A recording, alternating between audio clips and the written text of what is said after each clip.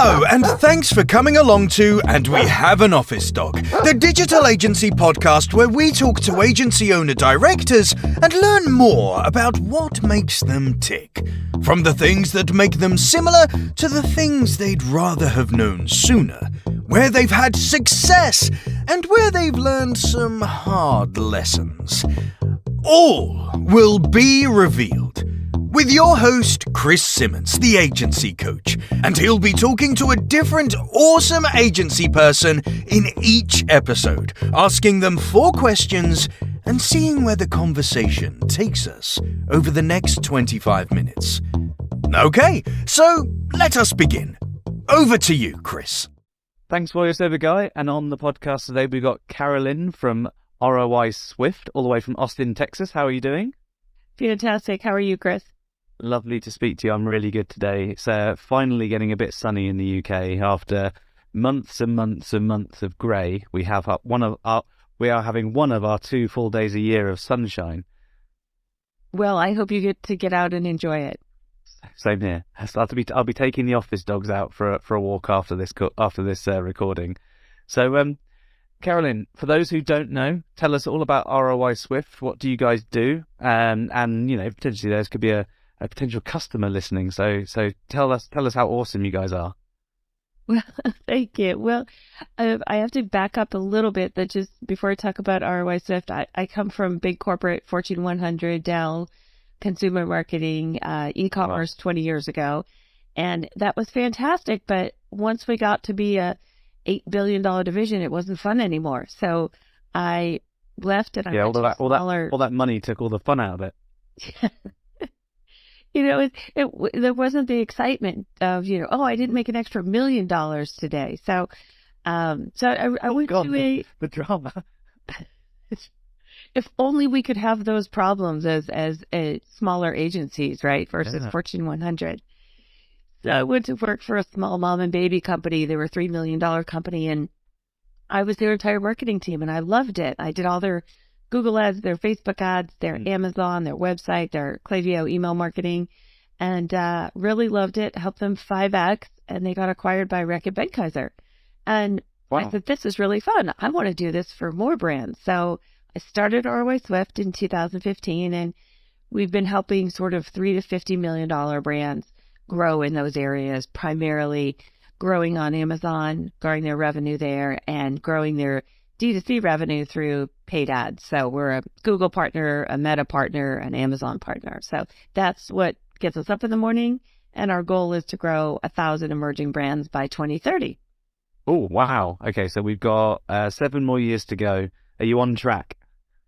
We are on track. I've got some job security. We've got a few hundred more, 600-700 more to go, but it's very exciting. We're coming out with some newer offerings for smaller brands that we typically would have to turn away. We refer out 30% of our business, but it breaks my heart to see what some agencies have charged people and then what they've done.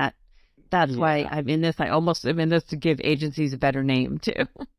Yes, there's quite a few that don't give agencies a good name, but there's on a nice way of looking at it, there's an awful lot of agencies that do really care, and I think that when you are one, don't you? Yeah.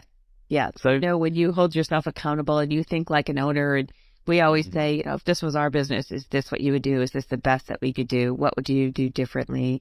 And really put ourselves in those shoes. There's a lot of brands that run out of money. Only 4% of businesses only ever make it over $1 million.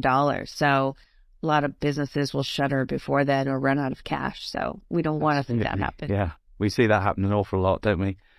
So how long's the agency been going? You said 7 years? 7. Mm-hmm. 7 years. So what do you think has been one of the most successful things that you guys have done over those 7 years? What's the one thing, if someone was to say, give me the top thing that the ROI Swift has done in the last 7 years, what would the first thing come to mind? Well, we do have some client wins, from 2 guys in a WeWork to $2 billion revenue. So those are some of the fun ones. But really, I think what helps us grow is processes. And we use the EOS, the Entrepreneur's Operating System, and we have accountability, and everything's in Asana. And so there's not a lot of tribal knowledge that walks out the door. So the fact that we have a playbook and a process that's repeatable is really, really helpful to both the team and to our growth. It's amazing how you say that so easily, yet the amount of agencies which I speak to over the course of my role, who have accountable processes, and accountable in inverted commas, the processes are bullet lists on Google Docs, and the way of measuring that is, did something go wrong or not? And did this kind of building of the agency mindset come from where you were previously in the larger organizations, or is that something that you kind of always been doing? It's actually a great question. We did have processes, and we went through Dell when I was there was starting to go through business process improvement, BPI, and some of that process improvement. But it came from joining Entrepreneurs Organization, which is a global organization for CEOs and founders of businesses over $1 million. And it really came from talking with others and meeting some great folks who had scaled their businesses using EOS, and we use software, and we have like weekly scorecards and accountability, and there's really nowhere to hide. You're saying all the right words. I like this. Yes. That's awesome. So if you could go back right to the very beginning, you've just if I'm following the timeline, you've just left the company that got bought, and you decided to set up for yourself. What one piece of advice would current you give to past you, just as you were setting up the agency? Don't start an agency. Don't start a process business. It's got that. I'm joking. No, I think from the get-go, I would have done a lot of things differently. I went through 4 salespeople, and they were great people. They just weren't the right fit, or I didn't have the right software. And so I finally talked to this great guy. His name's Jack Daly. He has built massive sales organizations, wildly successful, wrote 7 books. And he came to Austin as part of an EO event and talked to us. And I talked to him for an hour afterwards. And he said, why are you hiring salespeople? You're a marketer. You don't know how to run sales. Why don't you just outsource it? And it took me, 5 years to figure out that me trying to run a sales organization as a marketer is not a good thing. So I wish I would go back and, make all those mistakes a little bit quicker if I were starting an agency. I tell you what, I'm enjoying this conversation, Carolyn, because you didn't say give advice that stops you making the mistakes. You would rather learn them quicker, which is great, because I think that running a digital agency is probably one of the most expensive MBAs you'll ever have. The amount of things you know in corporate land, the amount of things you know in all the jobs you've ever done in your life, you start running your own agency, and quite a lot of mistakes happen that you didn't even know to consider and think about. And it's quite a lot of punches in the face, shall we say, when things go wrong. But it's something that you continue to do out of love, and if you're good at it, and you're good at learning, and you're good at systems and processes and accountability, it grows into something like you're talking about right now. It's brilliant. Thank you. What about you? I'd love to hear your answer to the question. If I could go back in time, I would have told myself to get out of my own way much quicker. I was a bad employer at times because I didn't listen properly. My way was the right way regardless, or delegation was pretty poor at certain times because I wasn't clear really what I wanted for quite a lot of the time. And a lot of those lessons came at a price, and sometimes it's, it just wasn't good for the business. So I learned an awful lot by not getting out of my own way. I'd prefer to have been told to get out of my own way much sooner, because I think it would have been less painful. But yeah, get out of your own way sooner, Chris. And I think it was very humbling to learn that lesson. That's great. We used to have a saying at Dell, well executed failures, so and I'm a believer in fail fast, try things and fail fast and move on. And to your point, I didn't fail fast enough, I might have had employees stay on too long that weren't A-plus players. And as you know, as an agency, if you're under 30 or 40 people, I mean, everybody's got to be an A player. There's no room for what we call campers or gotta goes. We sort of plot everybody, and we really need A-plus players. And that's the other thing that mistakes I've made in the past is let someone that we knew was not the right person for that seat. They're a great person. They'd be great in another role, but they weren't the right person for that seat. I've let them stay in that seat too long. Well, I think that as part of the EOS stuff, isn't it, really, to have the right bums in the right seats, and sometimes it's you can go through the best, well, in your perspective, the best hiring process, really good onboarding, you can have great documentation, but until that person sits down, so to speak, and gets to work, it's very hard to really see whether they were the right fit or not. And it's fine to have your values and to try and exhibit all of these things and show all of this to people, but people are all different, and sometimes you will hire someone that isn't a fit, and that might be a mutual thing, and you work out a way to make that amicably make an amicable separation, should we say? But other times it isn't as easy as that, and I think people part of the digital agency structure is the core kind of piece of the puzzle, and it's often the hardest to manage, and especially in the long run when as you grow, the stakes get higher. Absolutely true. So what do you think over the last 7-ish years has been something that that you did really early on that you think's kind of set you up for this success that you're seeing at the minute?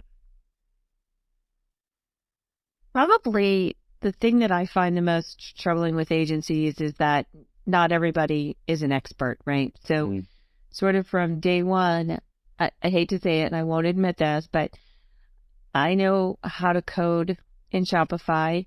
I know the 4 things to look at an Amazon account within 5 minutes to tell you what you can do, how you can be doing better. So I think everybody having that expertise and platform knowledge is critical. And so a lot of people, I sort of joke that I'd love to go open a line of car washes, like an unsexy business, that just makes money, right? And just do a car wash franchise, the most upscale, convenient car wash franchise ever. And but and I don't need an expertise in car wash, right? I can hire someone. Whereas I feel like that's the key thing that you have to get. Everybody has to be a platform expert for your agency to work, because all you have is your reputation. And if you are not consistently, we get so many referrals that those all come from doing great work. And so we have a goal of, making our customers raving fans. And the only way to do that is to know the platform inside and out and constantly deliver value. That's it. And the good thing, the downside of referrals is you can never fully rely on them, but the upside is that, they're swifter to sell, they're longer lasting, etc. So the balance is great. And if you can have lots and lots of referrals, then that's fantastic, as well as a sales machine, which is obviously, again, a big part of that puzzle. It's interesting you say about having, a semi non-expertise required business to run. In the digital agency world, especially in the last year or so, with Meta changing its platform quite a lot, every week it seems some sort of development in Amazon, Google, and now all the AI stuff that's coming through, it's increasingly becoming more important to be an expert on a platform or an area or a niche, because then that person or people can keep up to date with stuff. If you're broadly aware of things, that's not going to be good enough very soon, because there's going to be too much going on and too many changes.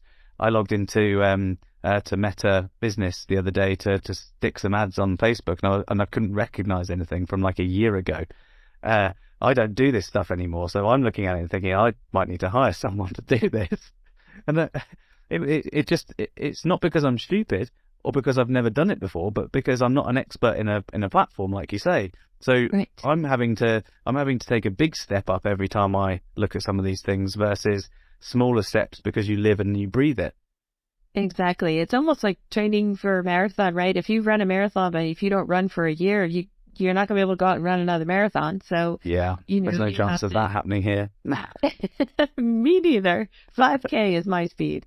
But it's the same thing. You have to keep up with it. And so one of our questions and one of our core values is always be learning. And so when we're interviewing folks, we're asking them, how do you stay on top of trends in your industry? And, we want to hear them say that they're listening to podcasts, they're reading blog posts, they're reading the Meta blog or the Amazon seller blog, and they're in certain meta groups or masterminds.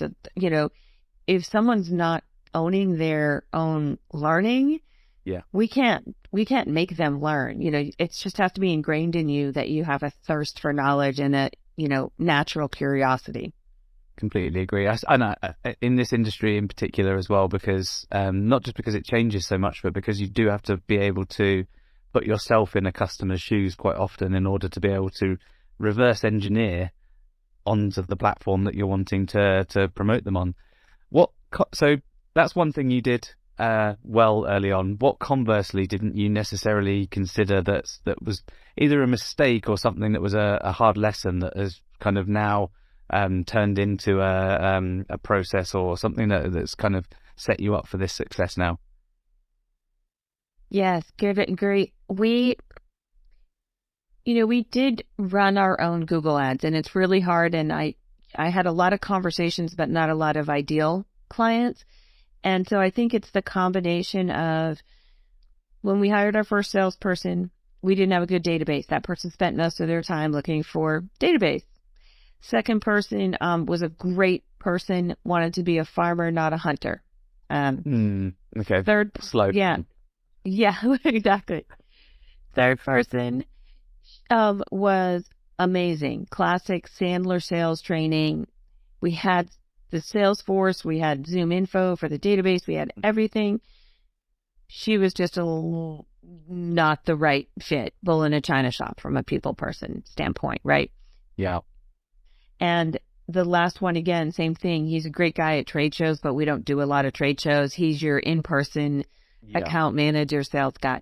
So I think, those are, getting sales figured out. Like you said, we had so many referrals so early on, we didn't even think about outbound. And now it's, 7 years in, it's like, oh, we should think about outbound. We should actually redo our website that's 7 years old, So I wish I had been thinking about those things a lot sooner. Well, and those are things that often get missed because you're spending a lot of time building the rest of it. So it's forgivable. Let's say it's forgivable. So there's someone who's listening to this podcast right now and they're thinking of setting up an agency for themselves, or they've just started setting up an agency for themselves. What one piece of advice do you think you could give them that they could take away? It goes back to, I like the way you put it, the right bums in the right seats. An agency is all about people, right? It's all about relationships. And so just making sure that you've got those right people in those right seats makes, when I didn't, I would lose sleep, and it was a stressful time for me. And when you knew you didn't have the right person in the right seat and they were going to be happier somewhere else, and your job was to help them find happiness somewhere else. Those were the stressful times for me. So I would say be really, hire slow, fire fast. Very good advice, actually. There's I don't know if it's the same for you where you are right now, but I'm noticing an awful lot of difficulty in the recruitment side of the industry, where it seems to be an employees market right now, in that there are lots of people going for lots of roles, but there's also a lot of people leaving a lot of roles. And I think that a lot of that stems from hiring too quickly and being in the wrong seat. Post-COVID, lots of businesses have suddenly opened up roles, taken on whoever they can. And I think that there's a knock-on impact now, a year and a half later, of people realizing that they're not happy where they are and leaving. And then those agencies are having to rehire quickly. And so hire slow, fire fast feels like a really good bit of advice there.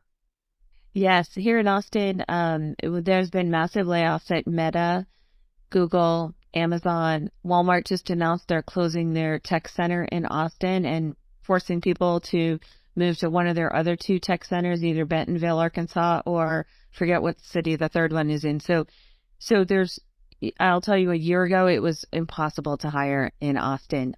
So we were actually, we'll hire anywhere in Texas. We have team members in San Antonio, which is about an hour and a half from here. We have a team member in Houston, who's about 3 hours from here. And so we basically said, for tax reasons, as long as you're in Texas, you can work with us, because Austin is, I can imagine what it's like where you are, but Austin was really hard to hire for a long time. It's definitely easing up, and we've just brought on an amazing person onto our Amazon team that we probably wouldn't have been able to get a year ago. Which is great news for you. And sorry, Amazon, you don't get them back now. So thanks so much for coming on the podcast today, Carolyn. It's been really great talking to you. You too, Chris. Thank you so much for having me. Thank you. And in our next episode, we'll be speaking with another agency leader to hear their story and the lessons they've learned along the way. So thanks very much for listening.